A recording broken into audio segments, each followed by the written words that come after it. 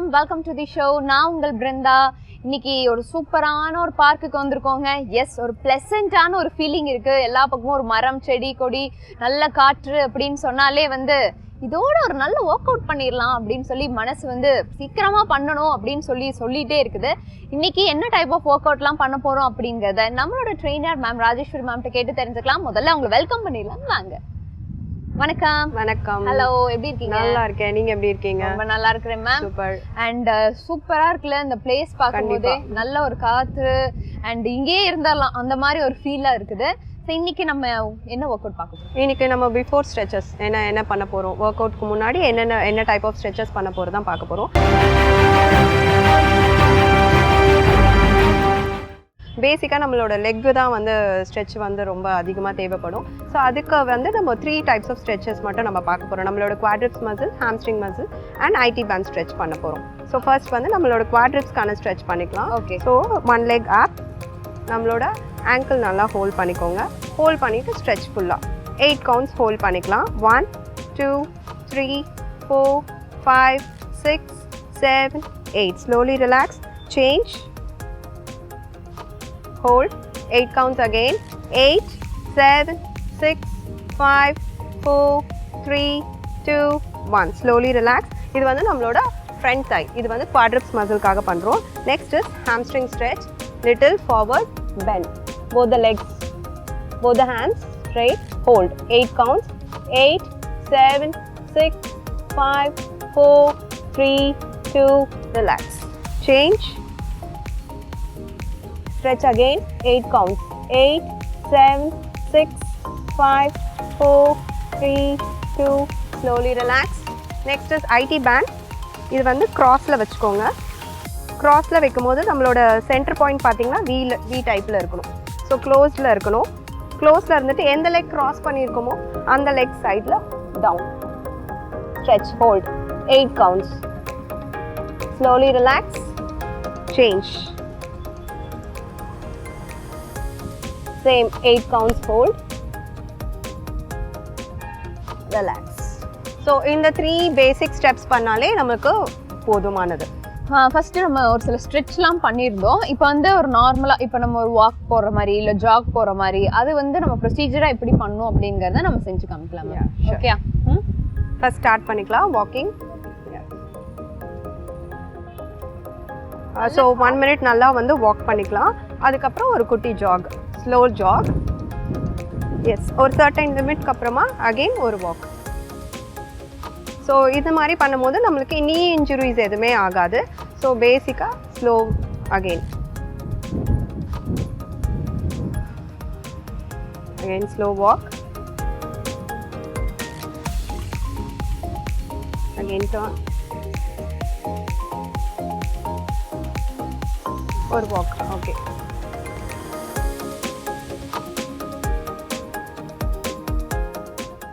So ஒரு walk பண்ணதுக்கு அப்புறம் எப்படி ஜாக் பண்ணணும் அப்படிங்கிறத சொல்லியிருந்தீங்க. இப்போ நம்ம மிஷின்ஸ்லேயே நம்ம ஜிம்க்கு போகிற பர்சன்ஸ் இருக்காங்க. ஸோ அவங்கெல்லாம் பண்ணும்போது மேம் லைக் எது ரொம்ப பெனிஃபிஷியலாக இருக்கும்? லைக் நம்ம ஒரு நேச்சுரல் என்விரான்மெண்ட்டில் பண்ணுறதா இல்லை ஜிம்க்கு போய் ஒர்க் அவுட் பண்ணுறதா, லைக் எப்படி? இது அவங்களுக்கு ஏற்ற மாதிரி தான் நம்ம சொல்ல முடியும். பிகாஸ் ஒர்க் ஃப்ரம் ஹோம் இருக்கவங்க அப்படி இருக்காங்க அப்படின்னா they can come to park time spend பண்ணிட்டு போகலாம். கொஞ்சம் அவங்க கிட்ஸோட வரலாம், இல்லை என்டர்டெயின் பண்ணிட்டு போகலாம். இல்லை அவங்களுக்கு ஆஃபீஸ் டைமிங்ஸ் தான் இருக்குது அப்படின்ற மாதிரி ஃபீல் பண்ணுறவங்களுக்கு கண்டிப்பாக ஜிம் தான் ஈஸி அண்ட் பெஸ்ட்டாக இருக்கும். ஸோ அதை அவங்க இண்டிபெண்ட் பொறுத்து தான் இருக்குது. இப்போ அதே மாதிரி மெஷினில் நம்ம வாக் பண்ணுறோன்னு வச்சுக்கோங்களேன், அதில் ஸ்பீடை நம்ம இன்க்ரீஸ் பண்ணிக்க முடியும். லைக் அது கொடுக்குற ஸ்பீடில் நம்ம நடக்கிற மாதிரி இருக்கும். பட் இங்கே நம்ம அப்படி பண்ணும்போது அப்படி இருக்காது. நம்ம என்ன ஸ்பீடில் போக முடியுமோ அந்த ஸ்பீடில் தான் போக முடியுமே. ஸோ இது ரொம்ப ஜிம்மில் இருக்கக்கூடிய மெஷினோட மேட்ச் ஆகுமா? இல்லை, மேட்ச் ஆகாது. அது டோட்டலி வேறு, இது வேறு. பட் நேச்சுரல் வே நம்ம டைரக்ட் வாக் பண்ணுறது மட்டும்தான் ரொம்ப பெனிஃபிஷியலாக இருக்கும். பிகாஸ் ஒரு ஆள் சொல்கிறத நம்ம கேட்குறது எப்படி இருக்குது, ஸோ அதே மாதிரி தான் மிஷின் சொல்கிறத நம்ம கேட்குறதும். பட் இது வந்து நம்மளோட பாடி என்ன ரெசிஸ்டன்ஸ் இருக்குன்னு நம்மளுக்கு தெரியும். ஸோ அந்த ரெசிஸ்டன்ஸ் பவரில் நம்ம வாக் பண்ணுறது தான் ரொம்ப நல்லது. ஓகே, இந்த மோஸ்ட்லி இந்த வாக்கிங் வந்து என்ன டைமில் பண்ணுற பெஸ்ட்? நிறைய பேர் மார்னிங் போவாங்க, நிறைய பேர் மார்னிங் அண்ட் ஈவினிங் தான் ஒரு ரொட்டீனாக இருக்கும். But which will be the best one? Morning time, early morning time. ஏன்னா அப்போ தான் நம்மளோட இன்னர் ஆர்கன்ஸ் எல்லாமே எல்லா சிஸ்டமுமே நம்மளுக்கு ஒர்க் ஆகும். ஸோ நம்ம மார்னிங் போகிறது ரொம்ப நல்லது. பட் நிறைய பேருக்கு மார்னிங் இட்ஸ் நாட் கம்ஃபர்டபுள். அந்த டைமில் பார்த்தீங்கன்னா நம்மளுக்கு ஈவினிங்கும் எடுத்துக்கலாம். பட் ஈவினிங் நீங்கள் வாக் பண்ணுறதுக்கு முன்னாடி ஒரு 2 hours முன்னாடி உங்களோட எந்த மீலாக இருந்தாலுமே, ஸ்நாக்ஸாக இருக்கட்டும் இல்லை மீலாக இருக்கட்டும், எதுவாக இருந்தாலுமே வந்து 2 hours முன்னாடி கம்ப்ளீட் பண்ணிக்கோங்க. ஆஃப்டர் 2 hours எதுவுமே எடுத்துருக்கக்கூடாது. அந்த 2 hours கேப்பில் எதுவுமே இருக்கக்கூடாது. இன்னொரு கேள்வி மேம், லைக் வந்து இப்போ வாக்கே வந்து இப்போ ஒரு நிறைய பேர் ஒரு நேரோவான பாத்தில் வாக் பண்ணுவாங்க, நிறைய பேர் ஏதாவது வரைஞ்சதுல வந்து ஒரு ஃபாலோ பண்ணி வாக் பண்ணுவாங்க, 8 நம்பர் 8 போட்டதுல அப்படியே வாக் பண்ணுவாங்க. ஸோ அந்த 8 போட்டது வந்து நிறைய பேர் என்னன்னா வெயிட் கான்ஷியஸாக இருக்கவங்கலாம் வந்து இப்படி வாக் பண்ணுறோம் நல்லதுப்பா, வெயிட் குறையும்பா அப்படின்னு சொல்றது உண்மையா? எஸ், அது வந்து சயின்டிஃபிக்காக ப்ரூஃப் பண்ணியிருக்காங்க. பட் எந்த அளவுக்குன்றது நமக்கு இன்னும் தெரியல. ஏன்னா நிறைய கிளைண்ட்ஸ் பார்த்தீங்கன்னா அந்த 8 போடுறத விட அவங்களுக்கு டைரக்ட் வாக்கிங், ஜாகிங் அதில் இன்ட்ரெஸ்ட் அதிகமாக காட்டுவாங்க. ஸோ நம்ம ஜாகிங் அண்ட் இந்த வாக்கிங்லேயே வந்து நம்ம பெனிஃபிட் பண்ணிக்கலாம். ஓகே மேம், ஸோ இன்னைக்கு நிறைய உங்ககிட்ட கேள்வி கேட்டிருந்தேன்னு நினைக்கிறேன். அண்ட் ரொம்ப அழகான ஒரு பதில் எங்களுக்கு கொடுத்துருந்தீங்க. இன்னைக்கான செஷன் வந்து உண்மையாகவே ரொம்ப யூஸ்ஃபுல்லாக இருந்துச்சு அப்படின்னு சொல்லி நிறைய வியூவர்ஸும் வந்து நினச்சிருப்பாங்கன்னு நினைக்கிறேன். And thank you for joining us today. Thank you so much. So ma'am இன்னைக்கு ரொம்பவே அருமையாக வாக் எப்படி பண்ணணும் அண்ட் வாக் பண்ணக்கப்புறம் ஒரு ஸ்லோ ஜாக் எப்படி பண்ணணுங்கிறத ரொம்பவே அழகாக சொல்லியிருந்தாங்க. இதே மாதிரி ஒரு யூஸ்ஃபுல்லான ஒரு எபிசோட்ல நான் உங்களை சந்திக்கிறேன். Until then, it's tada, bye bye from Brinda. புதியோகம் நேயர்களுக்கு அன்பான வணக்கம். இன்னைக்கு ஒரு சூப்பரான பிளேஸ்க்கு வந்திருக்கோங்க. எஸ், ஒரு பாசிட்டிவ் ஃபீலா இருக்குது. எனக்கு இங்க உட்கார்ந்துருக்கும் போதே அவ்வளோ ஒரு எனர்ஜியா இருக்குன்னு சொல்லலாம். இன்னைக்கு நமக்கு CEO and founder of Sculptor Sathyapriya ma'am அவர்கள் இருக்காங்க. அவங்க கிட்ட என்னென்ன விஷயங்கள்லாம் கேட்டு தெரிஞ்சுக்க போறோம்ங்கிறத பார்க்கலாம் வாங்க. ஹலோ மேம், வணக்கம். வணக்கம், எப்படி இருக்கீங்க? ரொம்ப நல்லா இருக்கேன், நீங்க எப்படி இருக்கீங்க? ரொம்ப நல்லா இருக்கேன். ஓகே, உங்களை பார்க்கும்போதே அந்த எனர்ஜி வருது, அந்த ஃபீல் வருது, உங்ககிட்ட அந்த ஸ்மைல் இருக்கனாலேயே அது பர்டிகுலரா வருது அப்படின்னு கண்டிப்பா. Smile is contagious. எஸ், நீங்க கொடுக்கறது திருப்பி உங்களுக்கு வரும். ஓகே மேம், இப்போ கொடுக்கறதுன்னு சொன்னீங்க பாத்தீங்களா, கொடுக்கறது ஒருத்தர்ட்ட நம்ம ஷேர் பண்றது, இது எல்லாமே வந்து நம்ம பண்ணக்கூடிய எனர்ஜி அப்படின்னு நம்ம சொல்லலாம். இப்போ நம்ம நிறைய டாபிக்ஸ் வந்து எனர்ஜி டிரான்ஸ்ஃபர் இதெல்லாம் பத்தி பார்த்துருந்தோம். ஸோ இன்னைக்கு எதை பத்தி பார்க்க போறோம்? இன்னைக்கு வந்து எனர்ஜி ஹீலிங் தெரப்பி அப்படிங்கிற ஒரு விஷயம் தான். இப்போ இந்த எனர்ஜி டிரான்ஸ்ஃபர் நான் சொல்லியிருக்கேன் இல்லையா, பட் நம்மளுக்குள்ள இருக்க எனர்ஜியை நம்ம எப்படி மாற்ற முடியும்? ஸோ நான் வந்து ஒரு எனர்ஜி ஒர்க்கராக இன்னொருத்தவங்களோட அந்த எனர்ஜியோட கனெக்ட் ஆகி அவங்களுக்கு அந்த எனர்ஜி எப்படி கிளென்ஸ் பண்ணி அவங்களுக்கு ஒரு நல்ல மைண்ட் ஷிஃப்ட் கொடுக்க முடியுங்கிறத இன்னைக்கு நம்ம பார்க்க போகிறோம். ஸோ இந்த எனர்ஜி ப்ராசஸ் எப்படி அப்படின்னு பார்த்தீங்கன்னா, நம்மளோட தலையில் பார்த்தீங்கன்னா 32 பாயிண்ட்ஸ் இருக்குது. ஸோ இந்த எல்லா பாயிண்ட்ஸுமே ஒரு கிளாண்ட் மாதிரி. இந்த பாயிண்ட்டை நம்ம ஆக்டிவேட் பண்ண என்ன ஆகுது அப்படின்னா, நம்மளோட ஒரு எமோஷனும் ஆக்டிவேட் ஆகும். சிம்பிளாக சொல்லணும் அப்படின்னா, ஒரு சிஸ்டம் இருக்குன்னு வச்சுக்கோங்களேன். அதில் நிறைய ஃபைல்ஸ் நீங்கள் ஸ்டோர் பண்ணி வச்சுருப்பீங்க, ரொம்ப வருஷம் ஸ்டோர் பண்ணி வச்சுருக்கீங்க. இப்போ எனக்கு புதுசாக ஒரு ஃபைலை நான் ஆட் பண்ணணும் அப்படின்னா என்ன பண்ணுவீங்க? உங்களுக்கு கேட்குறேன். புதுசாக ஒரு ஃபோல்டர் போட்டு எனக்கு இடமே இல்லை, அப்போ நான் வந்து ஆட் பண்ணணும். Exactly, that's what we are going to do. Okay. So இந்த மைண்டில் இருக்கிற தேவையில்லாத அன்வான்ட் கிராப் மெமரிஸ் வந்து நம்மளுக்கு வந்து சின்ன வயசுலேயே நிறைய சேர்ந்துருக்கும். நம்ம மைண்டை பார்த்தீங்கன்னா எப்படின்னா ஒரு சிடி மாதிரி. ஸோ அது வந்து இந்த லைஃப் டைம் இல்லாமல் போன ஜென்மத்துலேயும் இருக்க நிறைய விஷயங்கள் நம்மளுக்கு ஸ்டோர் ஆகிட்டே வரும். ஸோ இந்த காஸ்டியூம் வந்து பார்த்தீங்கன்னா சத்யபிரியாங்கிற காஸ்டியூம்குள்ளே இந்த சோல் இருக்குது. இன்னைக்கு இதில் இருக்குது, நாளைக்கு எதுன்னு தெரியாது. ஸோ அந்த மாதிரி தான். ஸோ அந்த எனர்ஜி நீங்கள் எப்படி கிளென்ஸ் பண்ண போகிறீங்கிற விஷயம் தான். ஸோ இந்த 32 பாயிண்ட்ஸ் நம்ம ஒரு ஜென்டில் டச் பண்ணும்போது என்ன ஆகுது அப்படின்னா, அந்த ஒரு விஷயமும் அந்த ஒரு எமோஷனும் ஆக்டிவேட் ஆகுது. ஸோ வேண்டாத விஷயங்கள், உங்களுக்கு வேண்டாத ஒரு விஷயங்கள், அதாவது இவ்வளோ வருஷம் வந்து நம்ம வாழ்க்கையில் ஒரு தாட்ஸ், ஃபீலிங்ஸ், எமோஷன்ஸ் இப்படி தான் லைஃப் அப்படிங்கிற ஒரு போலராய்ட் அப்படிங்கிற ஒரு வாழ்க்கையில் வாழ்ந்துட்டுருக்கோம். இப்படி தான் இருக்கணுங்கிறது இதை தாண்டி நம்ம யோசிச்சிருக்கவே மாட்டோம். ஸோ நான் என்ன சொல்கிறேன் அப்படின்னா, you don't need to fight against a reality, you create a different reality. இப்படி தான் இருக்குன்னா இருந்துட்டு போட்டோமே, நீ புதுசாக மாற்று வாழ்க்கையை, அதுக்கு என்ன பண்ணணுங்கிறது தான். ஸோ இந்த பாயிண்ட்ஸ் நம்ம டச் பண்ணி பண்ணும்போது என்ன ஆகுதுன்னா, ஒரு இடத்துலையும் எனர்ஜி டெசிபேட் ஆகும். ஸோ எனர்ஜி மாறிக்கிட்டே இருக்கும் இந்த ப்ராசஸ் நம்ம பண்ணும் போது. ஸோ அப்போ அந்த கிளைண்ட்டுக்கு வந்து அவங்க வரவங்க, இப்போ ஃபார் எக்ஸாம்பிள் ஒரு கிளைண்ட் இருக்காங்கன்னு வச்சுக்கோங்க, அவங்களுக்கு பண்ணும் போது அவங்க பாடியில் அப்படியே ஒரு புத்துணர்ச்சி ஆகிற மாதிரி இருக்கும். இது எல்லாமே it's a science, it's scientifically proven. இது வந்து பிரெயின் ஸ்பா அப்படின்னு சொல்லுவாங்க. லைக் இதில் என்ன ஆகும்னா, ஒரு ஆங்ஸைட்டி, ஒரு டிப்ரெஷன் இருக்குதுன்னு வச்சுக்கோங்களேன், ஒரு பேஷண்ட் இருக்காங்க, இல்லை நார்மலாகவே இருக்காங்க அப்படின்னா அப்படி அவங்கள எனர்ஜி ட்ரான்ஸ்ஃபர் ஆகும். 84% அவங்களோட ஆங்ஸைட்டி ஒரு டிப்ரெஷன் நீங்கள் குறைக்க முடியும், கம்மி பண்ணிடலாம். It's science, it's proven. So அதை தாண்டி இல்லை எனக்கு எந்த பிரச்சனையும் இல்லைங்க, நான் வந்திருக்கேன், எதுக்காக நான் வரணும் அப்படிங்கன்னா ரீஜெனரேட் யுவர் மைண்ட். ஸோ உங்கள் மைண்டை நீங்கள் வந்து எனர்ஜி கொடுத்துட்டே இருக்கீங்க உள்ள. நீங்கள் சாப்பாடு கொடுக்குறீங்க, உங்கள் ஃபுட்டு கொடுக்குறீங்க, உங்கள் ஃபிசிக்கலாக நீங்கள் பார்த்துக்கிறீங்க. மைண்டுக்கு நம்ம என்ன சாப்பாடு தரோம்? ஒன்றுமே தரதில்லை இல்லையா? So that is what we are giving it. So you giving your cleanse. நீங்கள் பண்ண இந்த தேவையில்லாத விஷயம் எடுக்கும் போது ஒரு புதுசாக ஒரு விஷயம் கிரியேட் ஆகிட்டே இருக்கும்.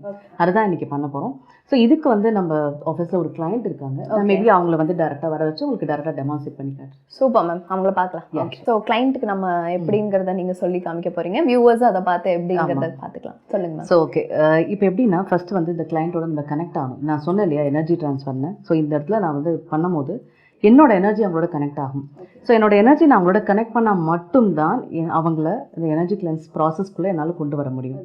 ஸோ இது வந்து பார்த்தீங்கன்னா இங்கே ஒரு டைம் பீரியட் இருக்குது. ஸோ இங்கே இதை வச்சு பண்ணும்போது எனர்ஜி கனெக்ட் ஃபஸ்ட்டு முடிச்சிருவோம். ஸோ அவங்களோட எனர்ஜி கனெக்ட் ஆகிடுச்சு. இப்போ அடுத்தது என்ன பண்ண போகிறோம் அப்படின்னா, ஸோ நான் சொன்னேன் இல்லையா இந்த ஹெட்டில் பார்த்தீங்கன்னா 32 பாயிண்ட்ஸ் இருக்குது. இவ்வளோ தான், இங்கே மட்டும் தான், வேறு எதுவும் இல்லை. ஸோ அந்த 32 பாயிண்ட்ஸில் ஒரு பாயிண்ட்லேயும் நம்ம டச் பண்ணி இப்படி பண்ணும்போது என்ன ஆகும்னா அவங்களுக்குள்ள அந்த எனர்ஜி டிசிபேட் ஆகும், அந்த கிளாண்ட் ஆக்டிவேட் ஆக ஆரம்பிக்கும். இவ்வளோ நாள் வந்து அது அப்படியே பாசிவாக இருந்திருக்கும். ஸோ அது ஆக்டிவேட் ஆக ஆரம்பிக்கும் போது ஒரு இடத்துலையும் அந்த எனர்ஜி அப்படியே அவங்களுக்கு கொஞ்சம் கொஞ்சமாக மாற ஆரம்பிக்கும். ஸோ அவங்களுக்கு அந்த மாற ஆரம்பிக்கும் போது அவங்களுக்கு எப்படி இருக்கும்னா இந்த ப்ராசஸ் வந்து ஒரு நோ தாட் மோட் கொடுக்கும். ஒரு மெடிடேஷன் பண்ணிங்கன்னா எப்படி இருக்குமோ அந்த மாதிரி ஒரு ப்ராசஸ் இது. ஸோ அந்த மாதிரி ஒரு மைண்ட் செட் அவங்களுக்கு கொடுக்கும். ஸோ நல்ல தூக்கம் வரும். இதோட பெனிஃபிட்ஸ் என்ன அப்படின்னு பார்க்குறீங்கன்னா நல்ல தூக்கம் வரும் அண்ட் ஒரு காம் மைண்ட் செட் இருக்கும். எதையும் ஈஸியாக ஹேண்டில் பண்ணுற ஒரு விஷயமாகும். ஸோ ஒரு ஆங்ஸைட்டி இருக்காது, எந்த விஷயத்துலையும் நம்மளுக்கு படபடன்னு இருக்காது. ஸோ எதையும் நான் பண்ண முடியுங்கிற மாதிரி இருக்கும். ஈவன் ஒரு ஸ்ட்ரெஸ் இருந்தால் கூட ஸ்ட்ரெஸ் ரிலீஃப் ஆகும். எனக்கு வந்து உடம்பு முடியல, எனக்கு வந்து வெயிட் ஜாஸ்தி இருக்குது, வெயிட் கெயின் இருக்குது, வெயிட் லாஸ் ஆகணும் அப்படின்னாலும் இந்த ப்ராசஸை நீங்கள் பண்ண என்ன ஆகுதுன்னா, எனி டிஸார்டர் இன் பாடி வந்து பார்த்தீங்கன்னா எந்த ஒரு விஷயமா இருந்தாலும் எக்ஸ்டர்னலாக வர்றது கிடையாது, இன்டர்னலாக தான். ஸோ இது பண்ண உள்ளே இருக்க எல்லா விஷயங்களும் ஆட்டோமேட்டிக்காக ஃபங்க்ஷன் பண்ண ஆரம்பிக்கும். ஸோ ஆட்டோமேட்டிக்காக நீங்கள் ஃபங்க்ஷன் பண்ணும்போது உங்களுக்கு இது வந்து எல்லாமே நீங்கள் ஆகி ஒரு 100% ஒரு கம்ப்ளீட் இண்டிவிஜுவலாக மாற ஆரம்பிப்பீங்க. So that is what is the process. So எல்லாமே மாற ஆரம்பிச்சிடும். எனர்ஜி ஷிஃப்ட் ஆகணும். எனர்ஜி ஷிஃப்ட் ஆனாலே வாழ்க்கையில் எல்லாமே மாற ஆரம்பிச்சிடும். ஸோ எனர்ஜி ஷிஃப்ட் ஆகும்போது மைண்ட் ஷிஃப்ட் ஆகும். ஏன்னா இது எல்லாமே வந்து எமோஷன்ஸ் பேஸ் பண்ணி தான். ஸோ ஒரு எமோஷன் பார்த்தீங்கன்னா மணின்னு இருக்கும், ஒரு எமோஷன் பார்த்தீங்கன்னா கம்யூனிகேஷன் இருக்கும். நீங்கள் அன்றாட வாழ்க்கையில் எல்லா ஆக்டிவிட்டீஸ் பண்ணுற எல்லா எமோஷன்ஸ் கலந்துரு தான் இந்த இடத்துல இருக்குது. ஸோ அதை நீங்கள் பண்ண என்ன ஆகுதுன்னா உங்களுக்குள்ளேயே நீங்கள் புதுசாக பிறந்தா மாதிரி ஃபீல் பண்ணுவீங்க. So everyday like you will feel different. நீங்கள் யார் அப்படிங்கிறத யூ வில் அண்டர்ஸ்டாண்ட். ஸோ உங்களை புதுசாக நீங்கள் வந்து தெரிஞ்சுக்க ஆரம்பிப்பீங்க. உங்களோட ரியாலிட்டி, உங்களோட பொட்டென்ஷியல் எல்லாமே வெளியில் வர ஆரம்பிக்கும். ஓகே, நம்ம பார்க்க போகிறது யோக முத்ரா. இந்த யோக முத்ரா அப்படின்ற வார்த்தைகள் சொல்லும்பொழுதே அதில் வந்து முத்ரா அப்படின்னு சொல்லியிருக்கோம். இதை ஒரு ஆசனமாகவும் பண்ணலாம்.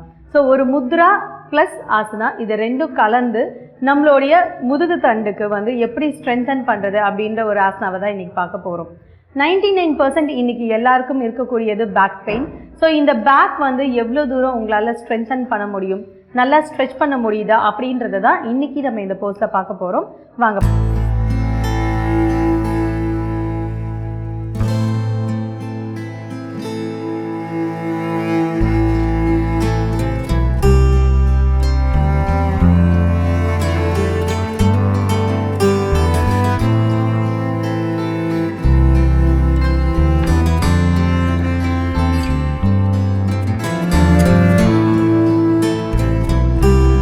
இன்றைக்கி நம்ம ஃபர்ஸ்ட் பார்க்க போகிறது யோக முத்ராசனா. ஸோ எப்படி பண்ணுறாங்கன்னு பார்த்துக்கலாம். ஃபஸ்ட்டு நம்ம நார்மல் சீட்டிங் பொசிஷனில் உட்காந்துக்கலாம். ஃபேஸ் டு ஃபேஸ் டர்ன் பண்ணிக்கோங்க, ஸ்லோவாக உட்காந்துக்கோங்க. ஸோ முதல்ல நம்ம நார்மல் சிட்டிங் பொசிஷனில் உட்காந்துட்டு பத்மாசனா பண்ணலாம். ஒரு காலாக வந்து மேலே போடுங்க. First right over the left. யாருக்கு எந்த கால் முதல்ல ஈஸியாக வருமோ அந்த கால் போட்டுக்கலாம். இன்கேஸ் வராது அப்படின்னு தோணுச்சுன்னா கூட நீங்கள் ஒரு லெக் மட்டும் கூட போடலாம். ஸோ கை வந்து என்ன பண்ண போகிறோம்னா பின்னாடி ஃபிங்கர்ஸை இன்டர்லாக் பண்ணிக்க போகிறோம். ஸோ முதல்ல ஃபஸ்ட்டு ஃபார்வர்ட் பெண்ட் பண்ணுங்கள். எவ்வளோ தூரம் உங்களால் குனிய முடியுதோ ஃபஸ்ட்டு பெண்ட் பண்ணி உங்களுடைய ஃபோர்ஹெட்டோ இல்லை சின்ன வந்து பிளேஸ் ஆகிற மாதிரி வச்சுக்கோங்க. இப்போ ஸ்லோவாக உங்களுடைய கையை மேலே தூக்குங்க. ஓகே, ஸோ நிறைய பேருக்கு வந்து இது ஷோல்டரில் ப்ராப்ளம்லாம் இருக்கும் இல்லையா, இந்த அளவுக்கு நம்ம எவ்வளோ தூரம் லிஃப்ட் பண்ணி ஹோல்ட் பண்ணுறோமோ அந்த அளவுக்கு இது ரொம்ப கம்ஃபர்டபுளாகவும் ஈஸியாகவும் இருக்கும். ஓகே, இப்போ மறுபடியும் ஸ்லோவாக ரிலாக்ஸ் பண்ணிவிட்டு ரிப்பீட் பண்ணலாம்.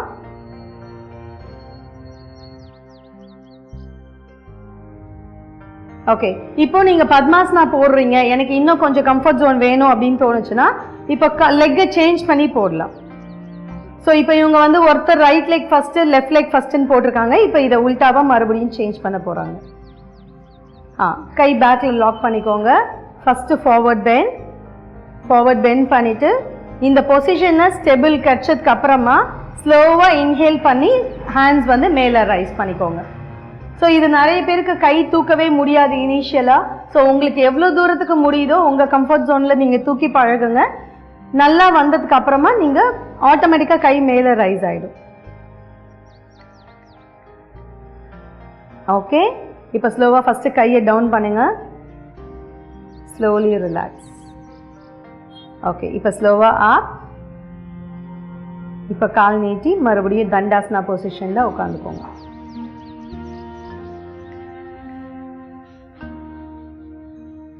யோக முத்ராசனா எப்படி பண்ணுறது அப்படின்னு பார்த்தீங்களா?